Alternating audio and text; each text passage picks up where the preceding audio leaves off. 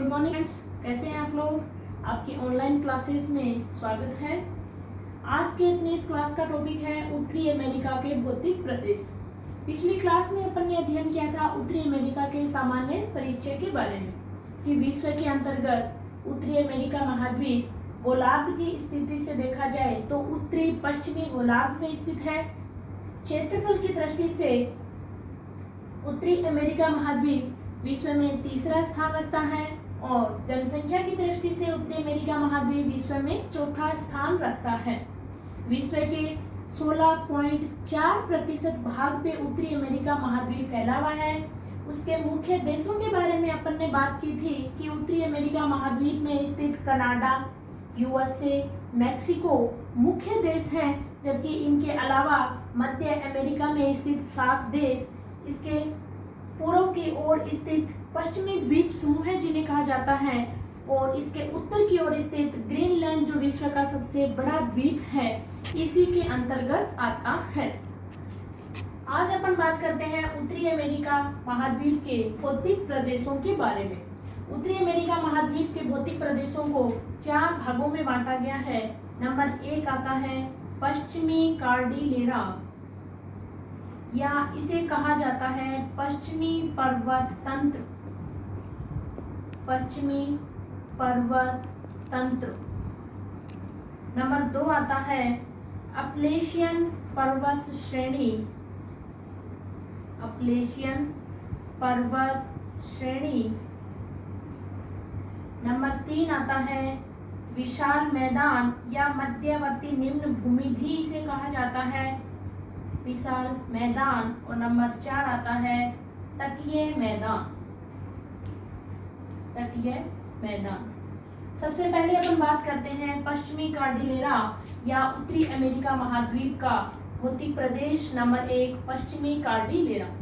पश्चिमी कार्डिलेरा के सबसे पहले मैं आपको बता दूं 2 भाग किए गए हैं, या इसको 2 शाखाओं में बांटा गया है। फर्स्ट शाखा जो आती है वो है पूर्वी शाखा,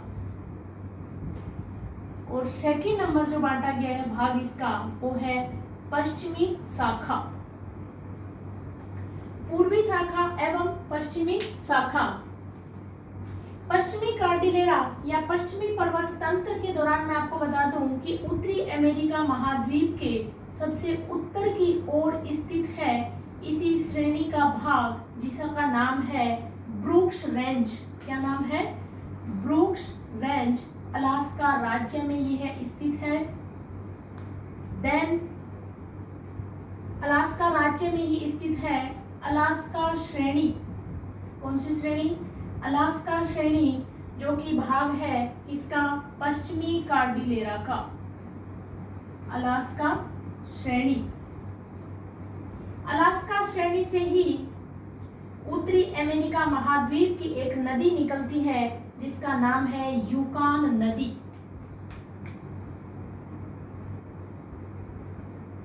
यूं करके यूं आती है ये कौन सी नदी? यूकान नदी। इसका यूकान नदी जो कि अलास्का श्रेणी से ही निकलती है, और यही कनाडा राज्य में स्थित है मैकिंजे श्रेणी। कौन सी श्रेणी? मैकिंजे श्रेणी।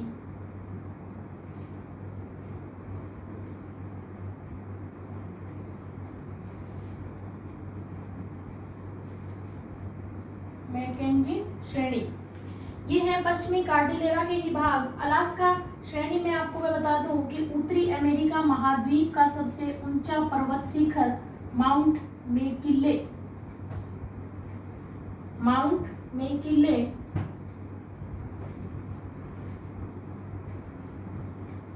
इसकी ऊंचाई है 6194 मीटर। उत्तरी अमेरिका महाद्वीप का सबसे ऊंचा पर्वत शिखर माना जाता है, जो कि अलास्का राज्य में और अलास्का पर्वत श्रेणी में स्थित है। नेक्स्ट अपन बात करते हैं पश्चिमी कार्डिलेरा के पूर्वी शाखा की। तो पूर्वी शाखा जिसका नाम है रॉकीज पर्वतमाला। रॉकीज पर्वतमाला। रॉकीज पर्वतमाला जो है वो उत्तरी अमेरिका महाद्वीप के लिए एक प्रमुख पर्वतमाला है, जो कि इस महाद्वीप की जलवायु का निर्धारण भी करती है और इससे निकलने वाली पूर्वी भाग से निकलने वाली नदियां जिनका उद्गम पूर्वी भाग से है और अंत होता है या बहती भी हो जाती है अंध महासागर की ओर, जबकि इसके पश्चिमी भाग से निकलने वाली नदियां आती है प्रशांत महासागर की ओर। इस शाखा का नाम है रॉकीज पर्वतमाला। रॉकीज पर्वतमाला। इस रॉकीज पर्वतमाला के निर्माण की अगर मैं बात करूं तो रॉकीज पर्वतमाला का निर्माण हुआ था अपने पृथ्वी निर्माण की जो भूवैज्ञानिक समय सारणी है, जिसके अंतर्गत 4 पर्वत निर्माणकारी घटनाएं हुई थी। उन चारों पर्वत निर्माणकारी घटनाओं में सबसे पहले थी चर्नियन हलचल, सेकंड नंबर पे थी कैलिडोनियन, थर्ड नंबर पे थी हर्षिनियन और फोर्थ नंबर पे जो आती है वो है अल्पाइन पर्वत श्रेणी। तो इन चारों पर्वत श्रेणियों में से जो सबसे लास्ट थी नवजीवी महाकल्प के टर्शियरी युग में होने वाली अल्पाइन पर्वत निर्माणकारी घटना, अल्पाइन पर्वत निर्माणकारी घटना के दौरान रॉकीज पर्वतमाला का निर्माण होता है। इसीलिए इस रॉकीज पर्वतमाला को नवीन पर्वत श्रेणी भी कहा जाता है, यानी नवीन वलित पर्वत श्रेणी की सबसे लास्ट पर्वत निर्माणकारी घटनाओं में निर्माण हुआ था रॉकीज एंडीज अपने भारत की हिमालय पर्वत तंत्र का। इसके बाद अगर अपन बात करें कि रॉकीज पर्वतमाला के अंतर्गत जो है वो अनेक पठार हैं रॉकीज पर्वतमाला और इसके पूर्व की ओर स्थित या पश्चिमी कार्डिलाने की पश्चिमी शाखा जिसे नाम दिया गया है कोस्ट श्रेणी और इसी का दक्षिणी भाग है जिसका नाम है कोस्केड श्रेणी। कौन सी श्रेणी? कोस्केड श्रेणी। कोस्केड श्रेणी ये है पश्चिमी कार्डिलेरा की पूर्वी शाखा और कोस्ट श्रेणी या कोस्केड श्रेणी जो है ये है पश्चिमी कार्डिलेरा की पश्चिमी शाखा।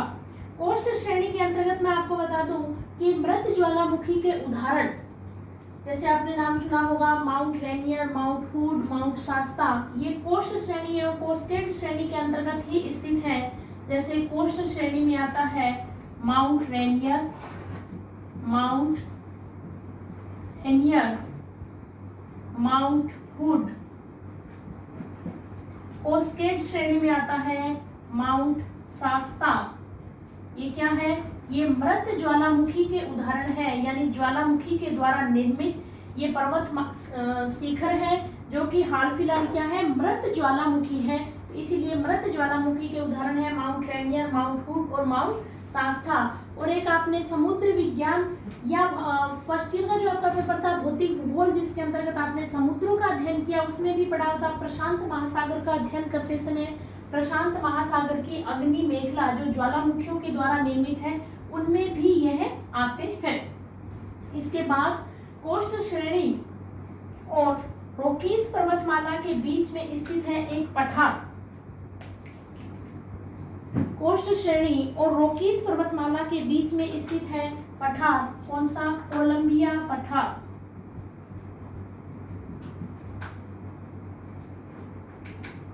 कोलंबिया पठार। इस कोलंबिया पठार को कहा जाता है अंतर पर्वतीय पठार, यानी 2 पर्वत श्रृंखलाओं के बीच में स्थित पठार। कौन सा? कोलंबिया पठार। और रॉकीज पर्वतमाला के दक्षिणी भाग की ओर आता है स्थित एडवर्ड पठार। कौन सा पठार? एडवर्ड पठार। इसके अलावा रॉकीज पर्वतमाला और इसकी पश्चिमी कार्डिलेरा का पश्चिमी भाग जिसके अंतर्गत आता है कोलोराडो पठार। कौन सा पठार? कोलोराडो पठार। इसकी कास्केड श्रेणी और रॉकीज पर्वतमाला के बीच में आता है कोलोराडो पठार। कोलोराडो पठार। इसके बाद उत्तरी अमेरिका के दक्षिण पश्चिम की ओर स्थित है सियरा नेवेदा पर्वत श्रेणी। कौन सी? सियरा नेवेदा पर्वत श्रेणी, ये आती है इस जगह।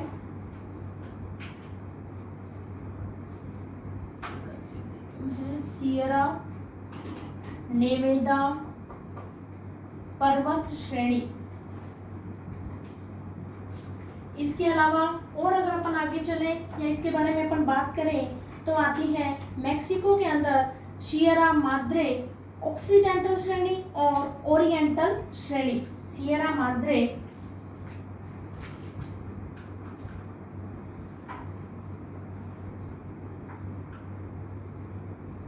यहाँ आ जाती है एक, और एक आती है सियरा माद्रे ऑक्सीडेंटल।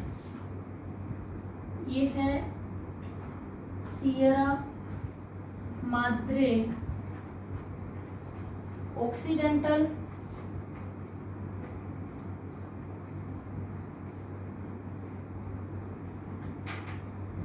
और ये है ओरिएंटल।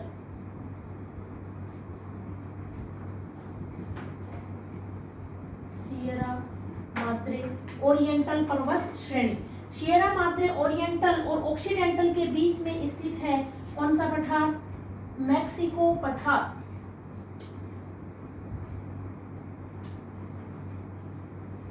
मैक्सिको पठार।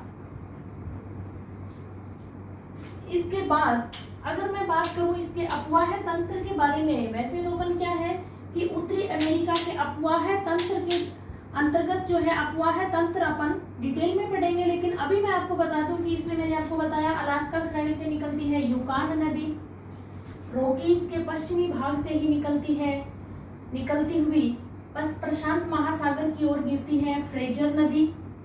कौन सी नदी? फ्रेजर नदी। इसके अलावा रॉकीज पर्वतमाला के पूर्व की ओर से निकलती है रियो ग्रांडे नदी, जो कि उत्तरी अमेरिका में स्थित यूएसए और मैक्सिको की सीमा रेखा भी बनाती है। कौन सी नदी? रियो ग्रांडे नदी। रियो ग्रांडे नदी। इसके अलावा आपने नाम सुना होगा ग्रेट बेसिन। ग्रेट बेसिन जो कि सियरा नेवेदा और रॉकीज पर्वतमाला के बीच में स्थित है। Great basin. Great basin. इसके अलावा आपने नाम सुना होगा मृत घाटी, जो कि पृथ्वी से 86 मीटर गहराई की ओर स्थित है। ये है मृत घाटी। ये भी दक्षिणी पश्चिमी भाग में उत्तरी अमेरिका के स्थित है मृत घाटी।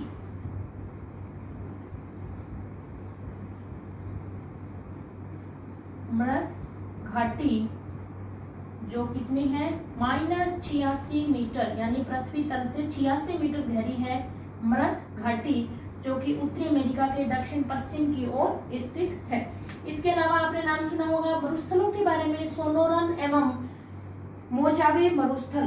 कौन से? सोनोरन एवं मोजावे मरुस्थल। तो वो स्थित है, यहाँ लिख देती हूँ मैं, मोजावे। ये हो गया मोजावे मरुस्थल, और ये आपका आ गया है सोनोरन मरुस्थल। सोनोरन मरुस्थल उत्तरी अमेरिका महाद्वीप के ये मरुस्थल है। ये आ जाती है आपकी पश्चिमी कार्डिलेरा या पश्चिमी पर्वत तंत्र।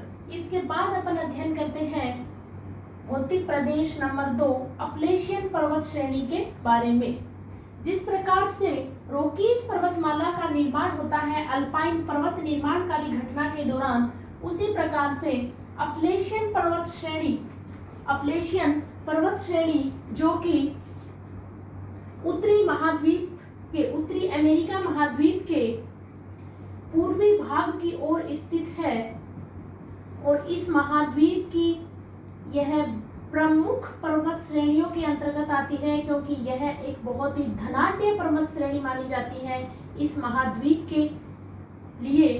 तो इस पर्वत श्रेणी का निर्माण होता है हर्षिनियन पर्वत श्रेणी निर्माण होता है अपने पृथ्वी की अपने पृथ्वी की जो 4 पर्वत निर्माणकारी घटनाएं हुई थी, जिसमें 3rd नंबर की जो पर्वत निर्माणकारी घटना थी हर्षिनियन पर्वत निर्माणकारी घटना, जो हुई थी कब?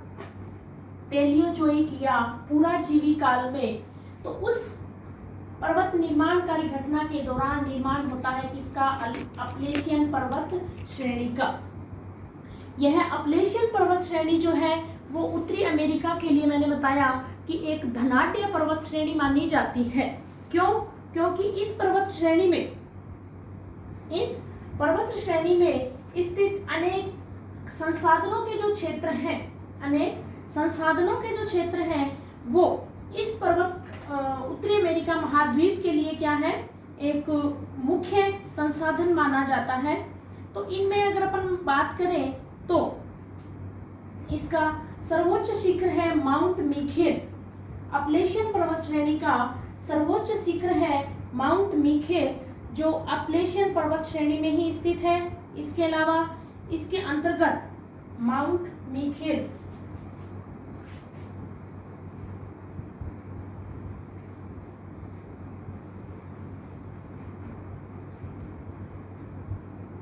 दो 2134 मीटर ऊंचा है। माउंट मिखेल अपलेशियन पर्वत श्रेणी का यह सबसे ऊंचा पर्वत शिखर है। इसमें मैं लिख लेती हूँ अपलेशियन।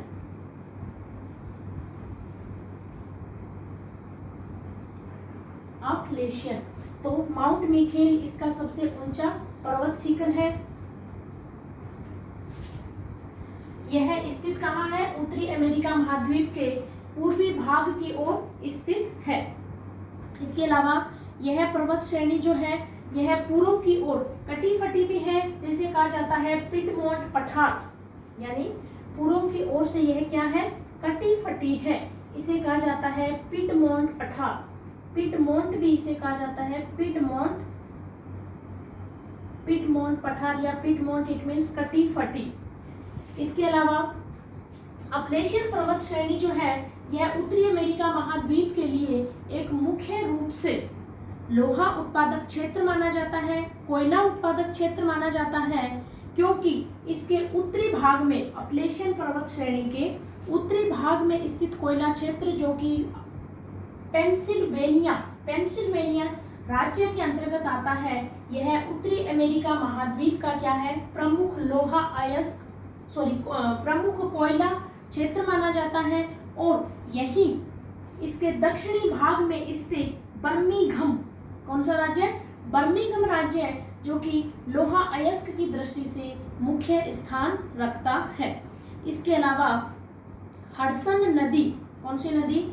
हडसन नदी, इसका उद्गम भी अपलेशियन पर्वत श्रेणी से ही होता है। हडसन नदी का उद्गम अपलेशियन पर्वत श्रेणी से होता है और यह हडसन नदी जो है वो अंध महासागर की ओर ग्रैंड कैनियन का निर्माण भी करती है। हडसन नदी। और यहाँ दक्षिण में मैंने आपको बताया कोई लोहा अयस्क क्षेत्र बर्मिंघम।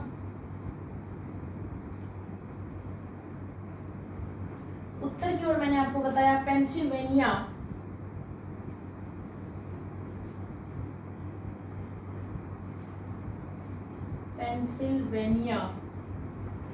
कोयला क्षेत्र कौन सा है? पेंसिल्वेनिया कोयला क्षेत्र। अब अगर अपन बात करें अपलेशियन पर्वत श्रेणी, जहां से मैंने आपको बताया कि हडसन नदी का उद्गम भी होता है, ग्रैंड कैनियन का ये निर्माण करती है अंध महासागर में गिरते हुए। इस हडसन नदी को महान झीलों के साथ ईरी नहर के द्वारा जोड़ा गया है। महान झीलें जो कि पंजाकार आकृति में महान झीलें, या जिन्हें कहा जाता है वृहत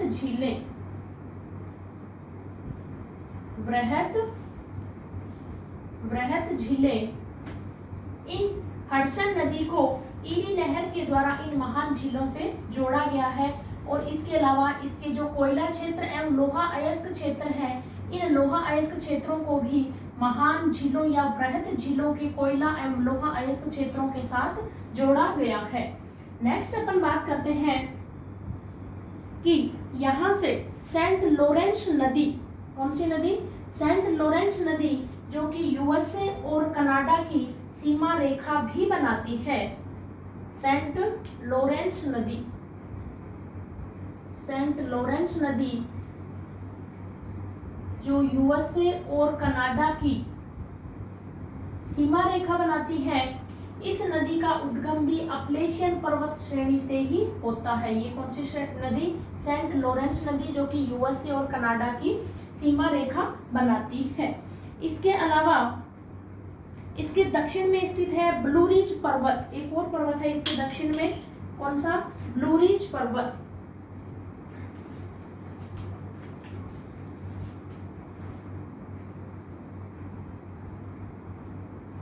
ब्लू रिज पर्वत, ये हो जाता है उत्तरी अमेरिका का भौतिक प्रदेश नंबर 2, अपलेशियन पर्वत श्रेणी। अब अपन बात करते हैं भौतिक प्रदेश नंबर 3, विशाल मैदान के बारे में। कौन सा मैदान?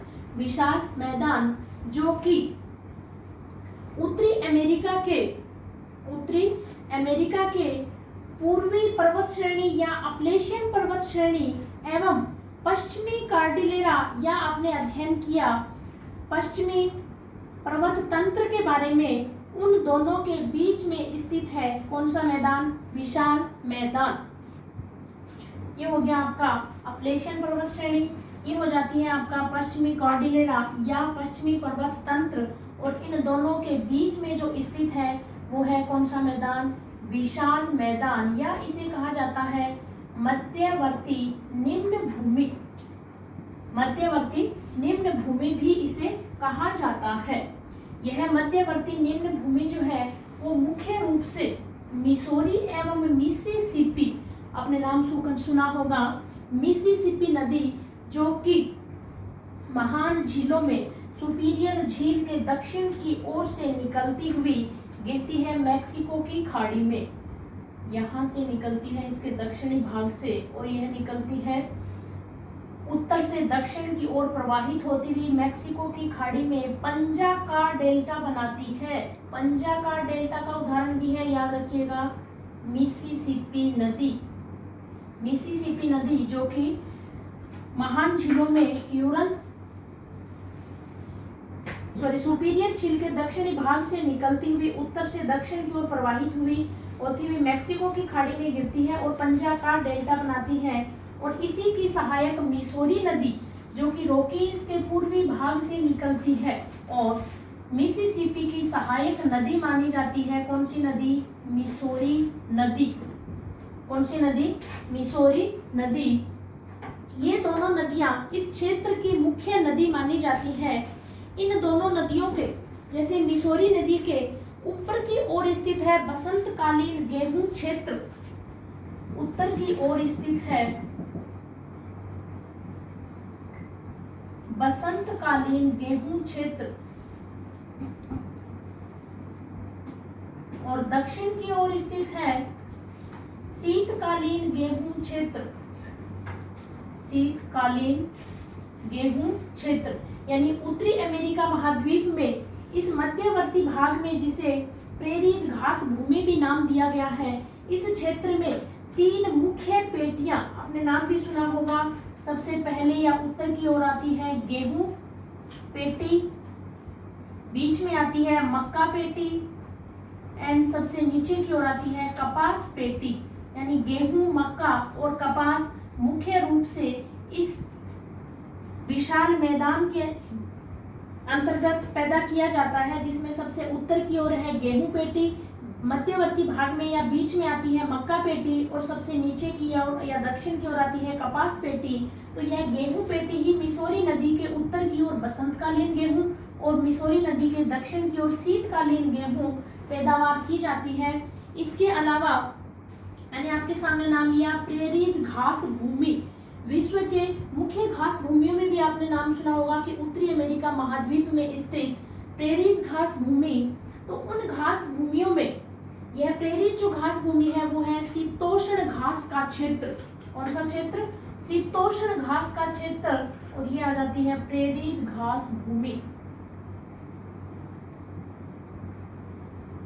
प्रेरित घास भूमि, शीतोष्ण घास का क्षेत्र यह कहा जाता है जिसकी जलवायु है BSK, यानी यह क्या है? पछुआ पवने, अपनी पृथ्वी के ऊपर चलने वाली व्यापारिक पछुआ एवं ध्रुवीय पवनों में जो नंबर 2 पे है पछुआ पवने, उनका क्या है? ये वृष्टि छाया क्षेत्र है।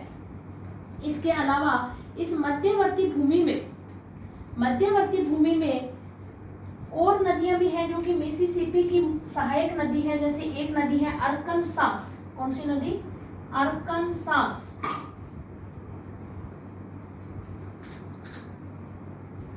अरकनसास नदी जो मिसिसिपी की सहायक नदी है। इसके अलावा ओहियो और टेनेसी, ये हो गई ओहियो, और ओहियो की सहायक है टेनेसी। ओहियो की सहायक है टेनेसी। इस प्रकार से यह उत्तरी अमेरिका का भौतिक प्रदेश नंबर 3 विशाल मैदान जो है वो उत्तरी अमेरिका महाद्वीप के लिए क्या है? एक मुख्य क्षेत्र है। इसके बाद आ जाता है नंबर 4 तटीय मैदान। तटीय मैदान उत्तरी अमेरिका महाद्वीप के इन चारों भौतिक प्रदेशों में पश्चिमी कार्डिलेरा, अपलेशियन पर्वत श्रेणी, विशाल मैदान और तटीय मैदान, इन चारों में से तटीय मैदान सबसे लास्ट में बना हुआ भाग है। और यह उत्तरी अमेरिका के पूर्वी भाग एवं पश्चिमी भाग पे स्थित मैदान है जो बहुत ही कटा फटा एवं संकरा भाग है, जिसका काफी हद तक भाग जो है वो समुद्री भाग में भी डूबा हुआ है। और यह बहुत ही कम उपजाऊ भाग है उत्तरी अमेरिका महाद्वीप के लिए। ये क्या हो गया? तटीय मैदान, जो कि उत्तरी अमेरिका महाद्वीप के पूर्वी एवं पश्चिमी भाग पे फैला है, और जिसमें से पूर्वी भाग वाला भाग फिर भी कुछ चौड़ाई लिए हुए हैं, जबकि पश्चिमी भाग में जो स्थित तटीय मैदान है वो बहुत ही संकरा मैदान है। यहाँ बहुत कम उपजाऊ मृदा पाई जाती है, जिसके कारण यह क्या है? एक कम उपजाऊ क्षेत्र है। ये हो जाता है आपका उत्तरी अमेरिका के भौतिक प्रदेश। 4 भागों में इसको बांटा है, पश्चिमी कार्डिलेरा, अपलेशियन पर्वत श्रेणी, विशाल मैदान और तटीय मैदान। इस भौतिक प्रदेशों की PDF या नोट्स भी आपको दे दी जाएगी। यह जो मैंने आपको मैप समझाया है, ये आपको मैंने एक एक चीज बताते हुए समझाया है। अगर आपको ये समझ में नहीं भी आता है या बनाते टाइम आपको समझ में नहीं आता है, तो लेकिन अगर आप इसको साथ के साथ बनाएंगे तो यह पूरा का पूरा आपसे बन भी जाएगा। या इसके अलावा अगर आपको नक्शा जो मैं आपको PDF में दूंगी वो भी बनाना है तो भी आप बना सकते हैं, जिसमें मैंने चारों भाग बांटे हुए हैं। यहाँ मैं एक बार एक छोटा सा नक्शा और उस तरह का बना देती हूँ। PDF नोट्स में भी आपको दिया जाएगा वो नक्शा। ये उत्तरी अमेरिका महाद्वीप,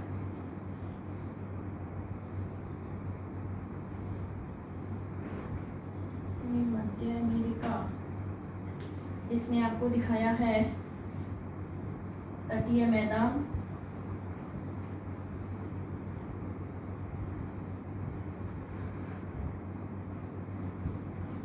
ये तो हो गया नंबर 4 पार्ट। ठीक है, सबसे पहले आपका है पश्चिमी कार्डिलेरा। ये हो गई पश्चिमी कार्डिलेरा।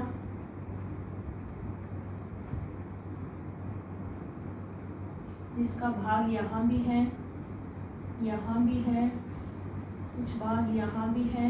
ये हो गया नंबर 1 पार्ट। नंबर 2 है अपलेशियन पर्वत श्रेणी। अपलेशियन पर्वत श्रेणी, तो इस प्रकार से ये हो गई अपलेशियन पर्वत श्रेणी, नंबर 2 भाग। नंबर 3 आपका है विशाल मैदान।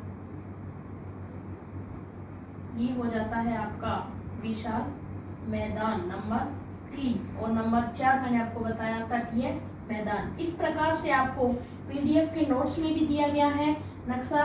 ये चारों भाग समझने के लिए, लेकिन ये नक्शा भी आप साथ साथ बनाएंगे तो इसकी क्या है, एक एक चीज आपको समझ में आ जाएगी। इस प्रकार उम्मीद करती हूँ स्टूडेंट्स कि आप लोगों को अमेरिका के भौतिक प्रदेश अच्छे से समझ में आए होंगे।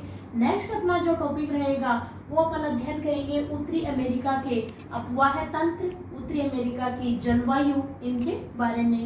नमस्कार।